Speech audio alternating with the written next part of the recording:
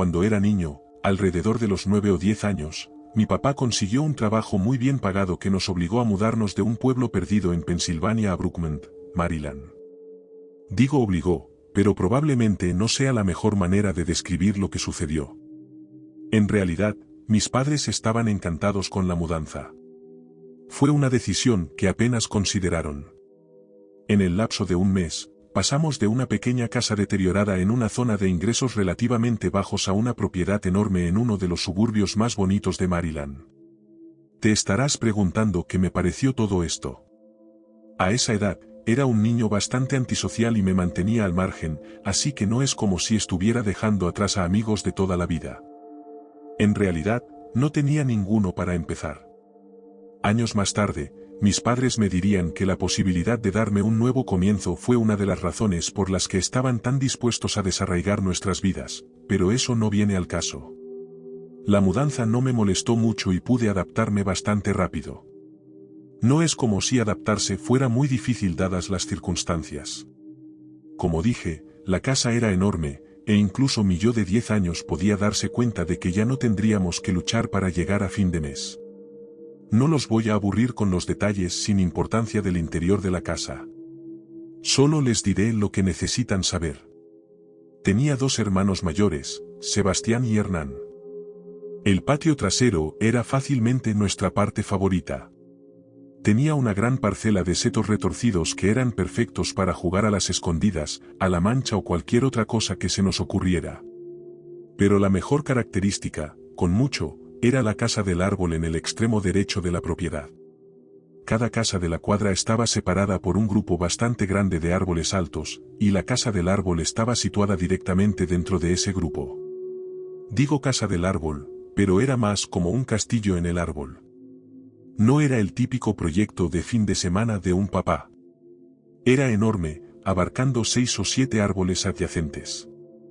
Tenía 3 niveles diferentes y una escalera real incorporada, no esas tablas endebles que probablemente estén acostumbrados a ver. Era obvio que la había construido un profesional. Durante un tiempo, mis hermanos y yo jugábamos en la casa del árbol todos los días. Siempre era lo más destacado de nuestro día. Pero con el tiempo, mis hermanos se aburrieron de la casa del árbol. Eran mayores y estaban en esa horrible fase de la adolescencia en la que ya nada era genial. Finalmente, yo era el único que jugaba allí arriba, lo cual era un poco deprimente.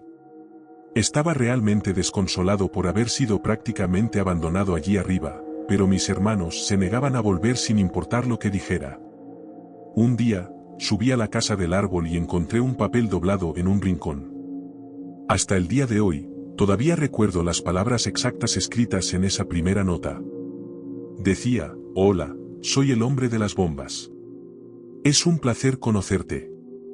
¿Cómo te llamas? Era el niño más feliz del mundo. Supuse que era uno de mis hermanos jugando conmigo, así que seguí el juego, con la esperanza de volver a interesarlos en la casa del árbol. Había una pila de papel en la casa del árbol que no había estado allí antes, así que cogí con entusiasmo uno de los marcadores que teníamos allí y le escribí, dejando una pequeña nota con mi nombre. La coloqué donde había encontrado la primera, emocionado por jugar a este nuevo juego. Esa noche, quise preguntarles a mis hermanos cuál de ellos era el hombre de las bombas, pero temía que dejaran de jugar si decía algo, así que me callé. Durante los siguientes días, llegaba a casa del colegio y corría directamente a la casa del árbol. Cada vez, había otra nota esperándome. Al principio, las notas eran inocentes y sonaban exactamente como cosas que dirían mis hermanos. Me estaba divirtiendo mucho, pero a medida que pasaban los días, las notas se volvían más extrañas. El hombre de las bombas empezó a hacerme preguntas cada vez más personales que no entendía del todo, cosas que no tenían sentido que me preguntaran mis hermanos, como, ¿cuál es tu hora favorita del día para jugar afuera? O, ¿qué sueles desayunar? No recuerdo todas las preguntas que me hizo, pero una que siempre recordaré fue, ¿qué ventana de la casa es la de tu dormitorio? Recuerdo esa pregunta exacta y literalmente siento náuseas. En ese momento, todavía no pensé demasiado en ello. Supuse que seguía siendo uno de mis hermanos, así que respondí a todas las preguntas sin dudarlo. Pero la siguiente nota fue tan inquietante que ya no pude callarme. Era algo como, ¿a qué huelen tus pijamas?, o algo desagradable por el estilo. Entré como una furia y me enfrenté a mis hermanos, exigiendo saber cuál de ellos estaba detrás de las notas. Ambos empezaron a reírse de mí y lo negaron. Ambos juraron que no existía tal cosa como el hombre de las bombas y empezaron a burlarse de mí. Empecé a llorar y salí corriendo de la habitación. Recuerdo que era una mezcla de tristeza y enfado. Sabía que uno de ellos tenía que estar mintiendo. En lugar de ir a ver a mis padres, ideé un plan para atraparlos en el acto. No estaba preparado para lo que iba a suceder. Esa noche, mientras estaba acostado en la cama, oí que llamaban a mi ventana. Me quedé paralizado, sintiendo que mi corazón empezaba a latirme con fuerza. Ya le tenía miedo a la oscuridad para empezar, así que los golpes añadieron una capa de miedo que no podía soportar. Me quedé sentado allí en la oscuridad durante lo que parecieron horas, demasiado asustado para moverme. Finalmente, me obligué a dormir. A la mañana siguiente, corrí las cortinas de la ventana y casi grité. Pegadas a la parte exterior de mi ventana había docenas de bombas. Tenían que ser mis hermanos. Estaba tan enfadado, esto ya no tenía gracia. Decidí que los atraparía con las manos en la masa a la noche siguiente. Fingí que no había notado las bombas y no les dije nada a ninguno de los dos en todo el día. Más tarde esa noche, estaba listo. Cuando empezaron los golpes de nuevo, salté de la cama y abrí las cortinas de golpe, listo para gritarles. Pero no eran mis hermanos. Al otro lado del cristal había un hombre viejo y repugnante con ojos amarillos y lo que parecían dientes podridos. Tenía el pelo a mechones y me sonrió cuando se dio cuenta de que lo miraba. No creo que haya gritado más fuerte en mi vida. Sentí que iba a morir en ese momento. Mis padres vinieron corriendo, pero para cuando llegaron a mi habitación, el hombre ya se había ido. Fue un gran problema. La policía registró la propiedad, peinando cada centímetro del patio y la casa del árbol, pero no encontraron nada. Incluso revisaron los alrededores, pero a ese hombre nunca lo encontraron. Algunos de nuestros vecinos salieron a ver qué pasaba y reaccionaron con horror cuando mis padres les contaron lo sucedido. Le conté a la policía y a mis padres todo lo que sabía, pero no había mucho que pudiera decir. Se llevaron las notas como prueba, pero dudo que hicieran algo con ellas. Ese hombre nunca regresó. Mis padres me dijeron que nunca volviera a jugar en la casa del árbol, pero no es como si quisiera hacerlo después de ese incidente. Me mudé de esa casa hace un tiempo, pero mis padres todavía viven allí, y siempre le echo un vistazo extra largo a la casa del árbol cada vez que vuelvo. Esto sigue siendo una de las cosas más aterradoras que me han pasado.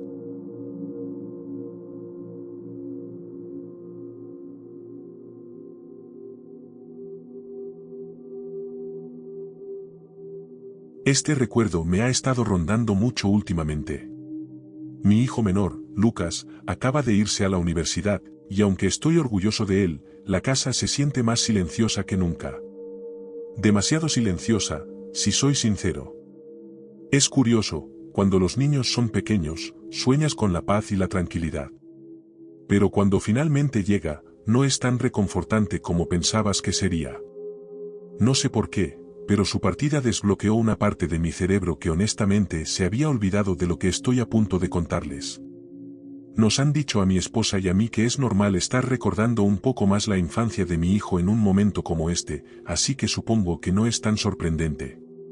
Todavía recuerdo cuando era solo un niño pequeño, lleno de energía y curiosidad, siempre metiéndose en algo. Sin embargo, hay un recuerdo de esa época que definitivamente no es todo color de rosa. Lucas tenía 8 años cuando esto sucedió. Incluso ahora, no puedo entenderlo del todo. Soy carpintero de oficio, así que soy bastante hábil con las manos. Siempre lo he sido. Admito que era mucho más activo en ese entonces, dispuesto a emprender todo tipo de proyectos improvisados y demás. Uno de mis proyectos favoritos fue la casa del árbol que construí para Lucas en el patio trasero, que todavía sigue en pie. No era solo una simple plataforma clavada a un árbol. Le puse todo mi corazón. paredes, un techo, escalones de madera que conducían a la entrada. También era robusta. Quería que se sintiera como una extensión de nuestra casa para él, y definitivamente lo logré en ese sentido. Mi esposa, Cristina, no estaba muy entusiasmada al principio. Le preocupaba que estuviera demasiado alta del suelo y que no fuera segura. Pero Lucas era el tipo de niño que siempre estaba trepando a los árboles de todos modos, y pensé que sería más seguro darle una escalera adecuada en lugar de dejarlo trepar por ramas que podrían romperse. Cristina finalmente cedió, y a Lucas le encantó. Probablemente debería contarles un poco sobre nuestra propiedad para que la historia tenga más sentido. Nuestra casa estaba al final de una calle sin salida en una zona relativamente boscosa. El patio trasero limitaba con el bosque, que fue en parte la razón por la que Cristina y yo nos enamoramos de la casa en primer lugar. Era privada y tranquila, y somos el tipo de personas a las que les gusta la privacidad. Todavía me río cuando pienso en todas las veces que amigos y familiares se han perdido tratando de encontrar nuestra casa. El patio no era enorme, pero podía ver claramente la casa del árbol desde la ventana de nuestro dormitorio, que fue uno de los factores decisivos a la hora de determinar dónde construirla. Quería poder vigilarla en caso de que Lucas se lastimara o algo así. En realidad, no podía ver el interior debido a las paredes, pero tenía una vista perfecta de los escalones que conducían a ella. Por lo que recuerdo, todo fue relativamente normal durante bastante tiempo. Lucas pasaba lo que yo consideraba una cantidad normal de tiempo jugando en la casa del árbol. Su hermano mayor ya había superado esa fase, así que Lucas jugaba allí principalmente solo. No recuerdo exactamente cuándo, pero en un momento empezó a hablar de un amigo imaginario llamado Jacobo. Sabíamos que era un amigo imaginario porque nadie en el vecindario tenía un hijo llamado Jacobo. No era inusual que los niños tuvieran amigos imaginarios, pero Lucas tenía 8 años, no exactamente la edad en la que todavía esperarías ese tipo de cosas. Cristina pensó que era lindo e inocente, pero yo era un poco más escéptico. Me parecía extraño, ya que Lucas no había sido el tipo de niño que hacía amigos imaginarios. De todos modos, no le di mucha importancia porque solo tenía 8 años. Empezó a ser un poco más preocupante cuando Cristina y yo nos dimos cuenta de que Lucas estaba empezando a pasar cada vez más tiempo allí arriba. Lo que me pareció extraño fue que no subía juguetes. Por lo que pude ver, solo tenía su imaginación para jugar. No es que tuviera una consola de juegos ni nada que lo entretuviera, y yo había sido muy claro en cuanto a no subir nada solo, ya que era peligroso y no quería que se cayera. En un momento dado, la curiosidad pudo más que yo y decidí preguntarle al respecto. Lucas actuó de forma extremadamente extraña cuando le pregunté por su amigo, y dijo que Jacobo era tímido y no le gustaba que hablaran de él. Cuando le pregunté por qué pasaba tanto tiempo allí arriba, me dijo que a Jacobo solo le gustaba jugar en la casa del árbol y que no le gustaba entrar en casa. Sinceramente, no sabía qué decir. Parecía una condición bastante extraña. ¿No se suponía que los amigos imaginarios estuvieran disponibles donde y cuando los necesitaras? Investigué un poco más tarde ese día y descubrí que algunos niños solo juegan con sus amigos imaginarios en ciertas habitaciones de su casa, así que por extraño que fuera, lo acepté. Sin embargo, Cristina estaba bastante inquieta. Pensaba que Lucas estaba llevando demasiado lejos esto del amigo imaginario, y sinceramente, yo estaba de acuerdo. Sin embargo, no éramos padres sobreprotectores. En lo que respecta a nuestros hijos, les dejábamos pasar su tiempo libre como quisieran, siempre que les fuera bien en la escuela y completaran sus tareas. La mayoría de los fines de semana, dejábamos que Lucas jugara con los niños del vecindario hasta que se ponía el sol. Montaban en bicicleta, jugaban a la mancha y cosas habituales. Todos eran buenos chicos, y confiábamos en que Lucas se portara bien y no se metiera en problemas. No era el tipo de niño que se metía con otros niños o se peleaba, por lo que me preocupé especialmente cuando Lucas llegó a casa un sábado con un ojo morado. Lo limpié y le pregunté qué había pasado. Miró al suelo y no dijo nada, pero insistí en que me contara qué había pasado y que no me enfadaría con él. Lo que dijo a continuación me hizo estremecer. Me miró y me dijo que se había peleado con Jacobo. Tuve que procesar de quién era hijo Jacobo antes de darme cuenta de que estaba hablando de su amigo imaginario. Le dije que no me mintiera y que no estaba siendo gracioso. En lugar de confesar, Lucas se echó a llorar y corrió a su habitación. Cristina estaba convencida de que se había peleado con alguno de los niños del vecindario y no quería admitirlo. Yo estaba de acuerdo con eso. Ella quería que desmontara la casa del árbol en ese mismo momento, pero no me atrevía a hacerlo. Esa casa del árbol me había llevado semanas de duro trabajo, y la idea de derribarla no me sentaba bien. Le dije que hablaría con Lucas y le diría que estaba llevando las cosas demasiado lejos. Lucas se negó a salir de su habitación o a hablar conmigo durante el resto del día, así que no iba a conseguir nada de él. Al día siguiente, decidí investigar. Cuando subí a la casa del árbol, lo que vi me revolvió el estómago. Esparcidos por todas partes había calcetines y zapatillas de niño, todos sucios y andrajosos. Sabía con certeza que ninguno de ellos pertenecía a Lucas. También sabía con certeza que tampoco eran de mi hijo mayor.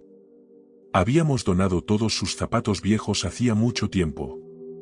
Eso no es todo lo que había allí arriba. También había envoltorios de comida, bolsas, utensilios, incluso un par de platos sucios. Lo más extraño de todo es que había dibujos a lápiz de animales salvajes en todas las paredes. Había un zorro, un oso, algunos ciervos. No los recuerdo todos, pero sí recuerdo que todos eran animales. El que más me llamó la atención fue lo que parecía ser una araña gigante con una cara completamente dibujada a lápiz. Era sencillamente espeluznante. Inmediatamente bajé y le pregunté a Lucas por la casa del árbol. Me dijo que a Jacobo solo le gustaba hablar con el estómago lleno, así que tenía que llevarle comida y otros bocadillos. Luego me dijo que los zapatos y los calcetines también eran de Jacobo, y que Jacobo era bastante olvidadizo en general. Eso fue todo.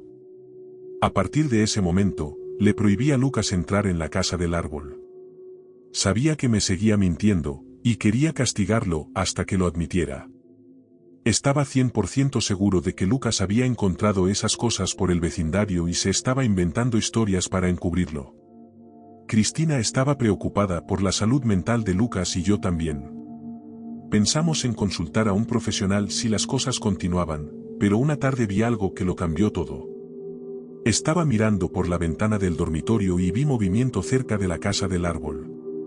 Al principio me enfurecí porque Lucas me estaba desobedeciendo, pero entonces me di cuenta de lo que estaba viendo. Un niño de aspecto enfermizo y frágil bajaba los escalones de la casa del árbol. No era Lucas. Tampoco se parecía a ninguno de los niños del vecindario. Su ropa estaba sucia, y se movía como si no hubiera comido en días. Salí corriendo, gritándole a ese niño que se detuviera. Tan pronto como abrí la puerta trasera, el niño se lanzó al bosque. Lo perseguí, pero era extrañamente rápido. En cuestión de segundos, desapareció entre los árboles. Cristina llamó a todos los padres del vecindario, pero todos sus hijos estaban localizados. Llamamos a la policía, que registró el bosque a fondo durante más de una hora, pero no encontró nada. Tampoco se había denunciado la desaparición de ningún niño en la zona. Todo el asunto era inexplicable. Con mi consentimiento, la policía interrogó a mi hijo sobre ese niño, y lo que les contó fue aterrador. Aparentemente, Jacobo decía ser un niño mágico que vivía en el bosque con sus otros amigos. Sus amigos eran supuestamente todos animales, ya que los llamaba oso, zorro y nombres por el estilo. Cada vez que Jacobo venía a visitar a mi hijo, le rogaba que dejara a su familia y se uniera a él en el bosque con el resto de sus amigos. Luego se enfadaba cuando Lucas se negaba y hacía esos ruidos extraños. No sé por qué Lucas nunca me contó nada de esto, y había una parte de mí que se sentía responsable por ponerlo en peligro de esa manera. La policía realizó una búsqueda simulada en el bosque, pero nunca encontró nada. Nunca volvimos a ver a Jacobo después de eso. Cristina siempre ha sido increíblemente supersticiosa y teorizó que Jacobo no era real. Yo no creo en esas cosas, pero la forma en que habla de ello siempre me da una sensación inquietante.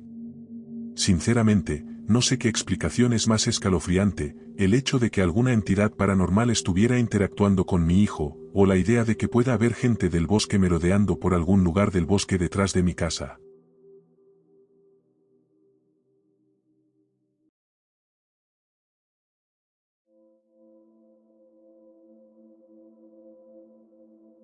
Esto pasó hace unas semanas, así que todavía lo tengo fresco en la memoria. Vivo en un barrio tranquilo en Delaware, pero estoy en segundo año de universidad en California. Esto ocurrió durante las vacaciones de otoño en octubre, cuando regresé a casa por unos días. Vuelvo a casa cada vez que puedo, lo cual, sinceramente, siempre es un poco agridulce. Me encanta ver a mis padres, pero son muy tradicionales, lo que puede ser sofocante. Una de las cosas que me vuelve loco es lo tensos que se ponen con la marihuana. Aunque recientemente se legalizó aquí, se volverían locos si supieran que fumo. No se han acostumbrado a la idea de que ya soy un adulto. No entiendo su postura al respecto, pero al final del día son mis padres y nunca les faltaría el respeto, especialmente bajo su techo. Siempre que estoy en casa, tengo que escabullirme para evitar que me atrapen. Odio admitirlo, pero escabullirme de mis padres es una habilidad que he perfeccionado con los años. He perdido la cuenta de las veces que he salido a escondidas de la casa a altas horas de la noche, por no hablar de todas las otras travesuras que solía hacer. Mi papá tiene olfato de sabueso, así que fumar dentro de casa no es una opción. Afortunadamente, mi vieja casita del árbol sigue en pie en el patio delantero. Mis padres la construyeron para mí cuando era niño, y aunque está desgastada y cruje en algunos puntos, se ha mantenido sorprendentemente bien. Está lo suficientemente alta en los árboles como para estar prácticamente oculta a la vista, especialmente desde la casa. Desde allí arriba, puedo ver todo, el patio, la calle, algunas ventanas de la casa, pero nadie puede verme a menos que sepa exactamente dónde buscar. Cuando era más joven, esa casita del árbol era el lugar al que iba cuando necesitaba escapar, lo cual, si supieran cómo era de niño, era relativamente frecuente. La verdad es que es difícil hablar de ello con todos los viejos recuerdos que me vienen a la mente, pero iré al grano. El sábado antes de mi regreso a la universidad, mis padres estaban en un banquete o algo así que iba a durar hasta bien entrada la noche. Sabía que no estarían en casa durante horas, pero no sabía exactamente cuándo regresarían. No quería arriesgarme a que me pillaran en el patio trasero, así que subí a la casita del árbol con mi reserva por si acaso. Hacía frío y podía ver mi propio aliento en el aire. Tengo la teoría de que el clima frío induce más nostalgia, pero puede que sea solo yo. Estaba tranquilo y en paz allí arriba, y era agradable ser el único alrededor. Siempre me ha gustado estar en las alturas, así que eso definitivamente contribuyó a la experiencia. Vi la puesta de sol mientras pensaba en la universidad, emocionado por volver. Para cuando terminé, estaba casi oscuro afuera, lo que significaba que había calculado el tiempo a la perfección. Fue entonces cuando lo noté. Mientras recorría el patio con la mirada, se encendió una luz en la casa. Me quedé helado, sabiendo que era el único en casa. El corazón empezó a latirme con fuerza mientras miraba fijamente la ventana, sintiendo esa sensación instintiva de miedo que solo surge del peligro real. Mi campo de visión comenzó a cerrarse alrededor de esa única fuente de luz, como si me atrajera. Unos momentos después, un movimiento en el patio trasero me sacó de mi estado disociativo. 3 figuras encapuchadas rodeaban la propiedad, claramente tratando de moverse rápidamente. Se me encogió el estómago al darme cuenta de lo que estaba pasando. Observé cómo las 3 figuras se dirigían a la entrada principal. Fue entonces cuando una cuarta figura abrió la puerta y las dejó entrar. Se me encogió el pecho al comprenderlo. Estaban robando mi casa. No sabía qué hacer, pero no podía apartar la vista. Una parte de mí seguía paralizada, y otra parte seguía intentando convencerme de que lo que veía era real. Esa es la mejor manera de explicar lo que sentía en ese momento. Una de las figuras se quedó afuera, recorriendo el patio. Creo que alguna parte subconsciente de mí hizo clic, porque miré hacia abajo y tenía el teléfono en la mano, abierto al teclado de la aplicación del teléfono. Sin pensarlo, marqué el 911 y susurré al teléfono, tratando de mantenerme lo más silencioso posible. Le dije al operador lo que estaba pasando y colgué. Pero cuando estaba guardando el teléfono, la luz de la pantalla debió de llamar la atención del tipo, porque giró la cabeza para mirar hacia los árboles. Me agaché, pero me preocupaba que me hubiera visto. A los 3 segundos, obtuve mi respuesta. Oí una voz que gritaba, «Oye», claramente dirigida a mí. Miré por una de las tablas del suelo de madera y vi una figura oscura que caminaba hacia la base del árbol. Sabía dónde estaba. Estaba seguro. Llegó a la base del árbol y empezó a subir por las tablas de madera que conducían a la casita. Grité que la policía estaba en camino, con la esperanza de asustarlo, pero no se detuvo. Siguió subiendo, con las manos agarradas a las tablas como si estuviera decidido a llegar hasta mí. Sin pensarlo, agarré mi bone, lo único que tenía a mano, y lo lancé con todas mis fuerzas.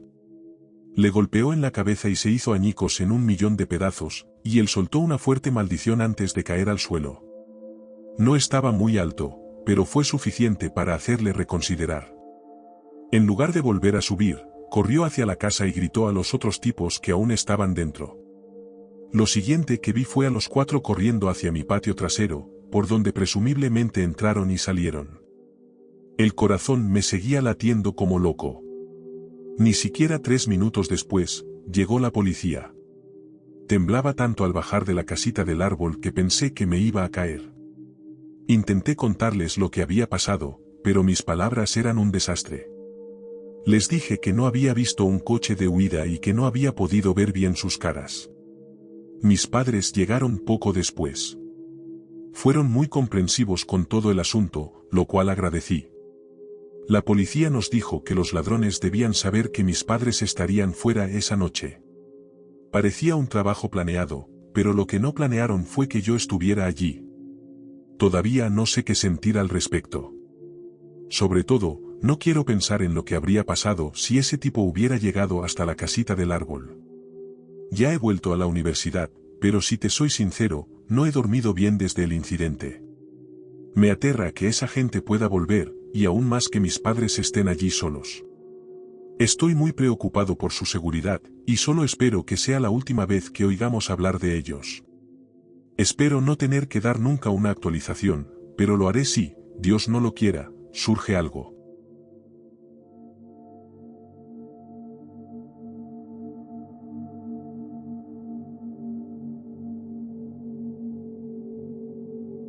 Cuando era niño, tuve una experiencia aterradora en la casa de mi infancia. Mi familia se mudó ahí cuando tenía 4 años, así que no recuerdo nada de la casa donde nací. Vivimos en lo que llamo la casa de mi infancia desde los 4 hasta los 14 años, exactamente 10 años. Amaba esa casa. Tengo muy buenos recuerdos de mi infancia allí. Nos mudamos de estado justo cuando empezaba la secundaria, lo cual fue una pesadilla en sí misma, pero eso no tiene nada que ver con esta historia. En el patio trasero de la casa de mi infancia había una casa del árbol. La construyó el dueño anterior para sus hijos. Lo creas o no, cuando mis padres vieron la casa, un punto de venta importante fue lo amigable que era para los niños, tanto la casa como el patio trasero, para mi hermano mayor y para mí. Mi hermano Raúl es 2 años mayor que yo, así que tenía 6 cuando compraron la casa. Y, según mis padres, mi hermano y yo estábamos muy emocionados con la casa del árbol en el patio trasero. Mi hermano y yo jugábamos en la casa del árbol con los amigos que hicimos a lo largo de los años. Pero a medida que pasaba el tiempo, dejé de jugar en la casa del árbol a cierta edad. A los 12 años, obviamente ya no jugaba en la casa del árbol, pero debo admitir que era un poco travieso a esa edad, y a menudo me metía en problemas con mis padres. Me castigaban con frecuencia, y en general, hacía muchos berrinches y había muchos gritos en la casa. Un fin de semana, mi papá me castigó por una queja reiterada de mi orientador escolar sobre mi comportamiento y mis calificaciones. Como un preadolescente angustiado y molesto, pensé que odiaba a mis padres en ese momento. Esa noche, me negué a dormir en la casa. Tomé un par de mantas y almohadas y salí a la casa del árbol para dormir allí. No era la primera vez que lo hacía, y mis padres lo sabían cuando lo hacía. No les importaba. Era mi pequeña forma de rebelarme. Mi papá no sabía que tenía mi Nintendo DS conmigo, aunque no tenía permitido jugar videojuegos ni ver televisión. Jugué Animal Crossing durante horas antes de cansarme y finalmente quedarme dormido, pero creo que solo dormí unos minutos. No creo que hubiera entrado en la fase REM del sueño cuando me desperté con una voz afuera que llamaba mi nombre. Tomás. Tomás. Todavía estaba confundido mientras me despertaba. Podría haber sido la voz de mi papá. Tomás, ¿estás ahí arriba? Dijo la voz. Todo lo que recuerdo es que era una voz grave de hombre adulto. No respondí. Mi corazón empezó a latir con fuerza por alguna razón. Escuché los escalones de la escalera crujir mientras alguien subía. Y luego, en la oscuridad casi total, vi a alguien asomar la cabeza por la abertura del piso. No podía ver su rostro. Solo vi la sombra del contorno de su cabeza. Dijo, «Ah, aquí estás». Respondí, «¿Papá?». Pero aquí fue donde dejó de responder por completo. Durante unos 20 segundos, me quedé mirando esa cabeza que supongo que me estaba mirando. Esperaba que mis ojos se adaptaran a la oscuridad, pero algo me decía que ese no era mi papá. Me levanté, fui a la ventana de la casa del árbol y comencé a gritar, «Papá», tan fuerte como pude. Vi que se encendía la luz de la habitación de mis padres y también escuché pasos apresurándose por la escalera hacia la casa del árbol. Momentos después, mis padres salieron corriendo por la puerta trasera, y mi papá me juró que no estaba ahí afuera haciéndome una broma. Mis padres me creyeron, no fue como en una película de terror estúpida donde los padres no creen ni una palabra de lo que dice el niño. Mi tío todavía era policía activo en ese momento, así que mi papá lo llamó para pedirle consejo, y mi tío hizo un reporte del incidente al día siguiente. No pude dar mucha información, aparte de que escuché la voz grave de un hombre y vi el contorno de su cabeza, y que sabía mi nombre. No era mucho con lo que la policía pudiera trabajar. Obviamente, nunca volví a pasar una noche en la casa del árbol. Durante un tiempo, mi papá pensó que era uno de los vecinos de enfrente, pero nunca pudo probarlo. Durante años, cada vez que lo veía afuera y me saludaba, intentaba recordar la voz de esa noche, pero no podía recordarla con la suficiente claridad como para hacer una comparación. Todavía sigue siendo un misterio muy inquietante en el fondo de mi mente.